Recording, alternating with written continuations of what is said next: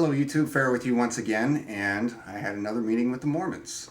So, what did we do today? Well, first off, I had to go over my points in their student book that I had. I had to give that back.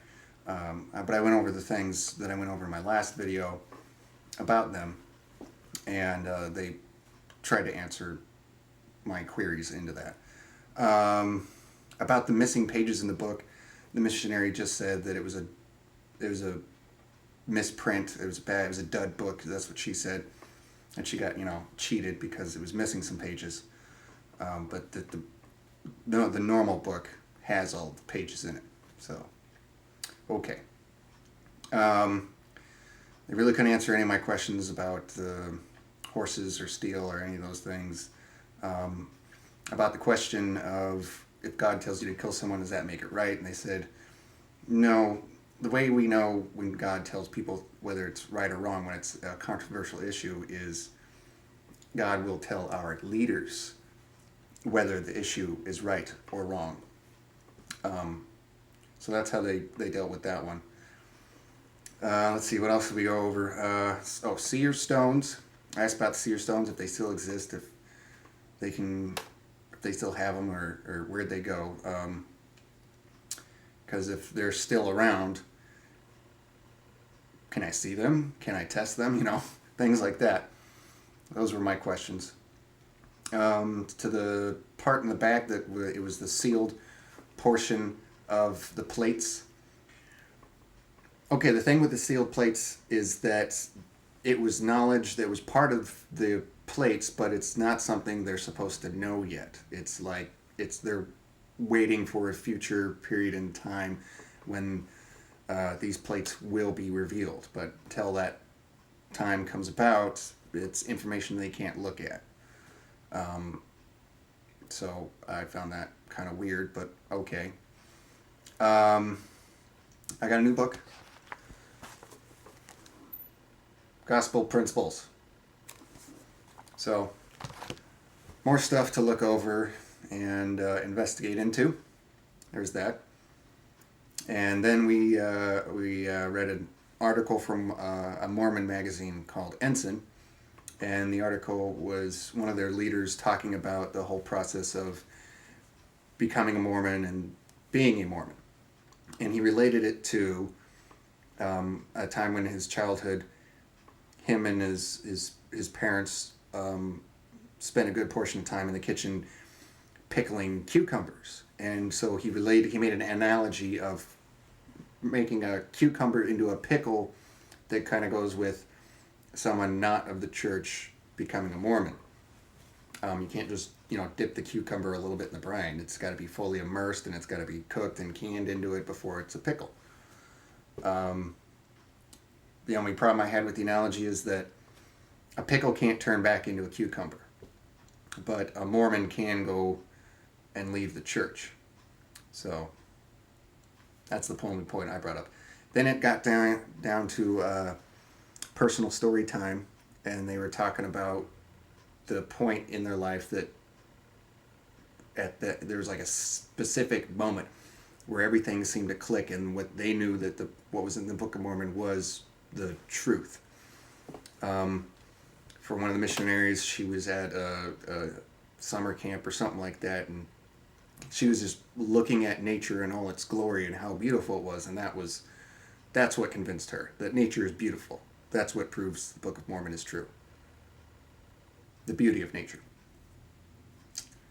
I just happen to find nature to be beautiful on its own. Just because something is beautiful does not prove that there's a God. And then let's see, the other guy, the guest, he was talking about when he works at a hospital, and he was talking about this person that had a near-death experience, and that's what tweaked him, because the person said that when they were dead, they were with someone. The person didn't say who. He didn't say it was Jesus or something like that. It could have been his brother or his father, something. But the person was with somebody, and that's what convinced him.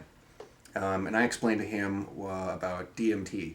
I can't remember the whole chemical's name, but you can just Google DMT and it'll It'll come up. I think it's DMT. I'll find out. Anyway, it's this chemical in your brain that is a very strong hallucinogenic, and your body releases it in massive quantities when your body knows it's dying. It's kind of like to send you off in a peaceful manner, so you're not all freaked out about dying. But it's very powerful hallucinogen. And so somebody, say, who is very religious, whose brain is very in tune to, this is what's going to happen next, the hallucinogen is more likely going to produce Jesus or an angel or a bright light or something like that.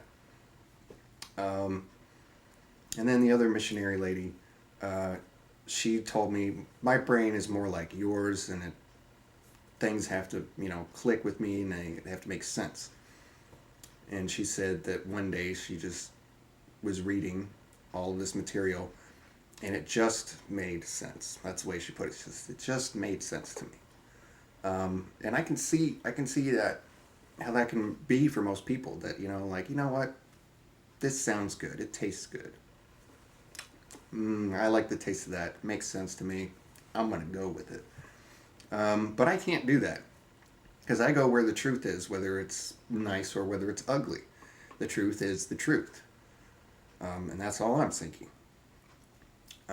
So they explained to me that I have all of the necessary tools. I have all the books to read. I know all the information. It's pretty much all up to me on my shoulders now to get this faith thing kick-started and going. Which hasn't happened yet. But I'm doing everything they said to cause it to happen. I think when most unskeptical people get in this type of predicament, the sense of wanting to belong and to be part of a group and to be important and to, be a part of something that is meaningful is a really strong draw on your personality. You don't want to be like the lone wolf. We're pack animals. Our brains work that we like to be in groups, and that's what makes us comfortable. And so I think that's why most people just go with the faith, because it's comfortable for them and they like being part of a group. I think that's why they do it. But that's just my thinking on it. One more thing, I'm going to be doing a video coming up soon, and it's going to be about personal things. Not too personal, just general quirks and whatnot. So if you have something personal about me that you want answered, just, in the comment section, or you can PM me,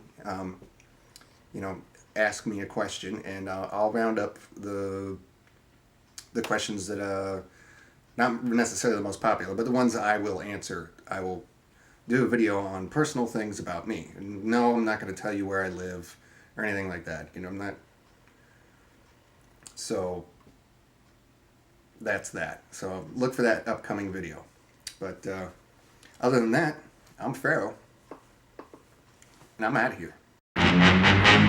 Y'all know the name. Pharaoh fucking Monk, ain't a damn thing changed.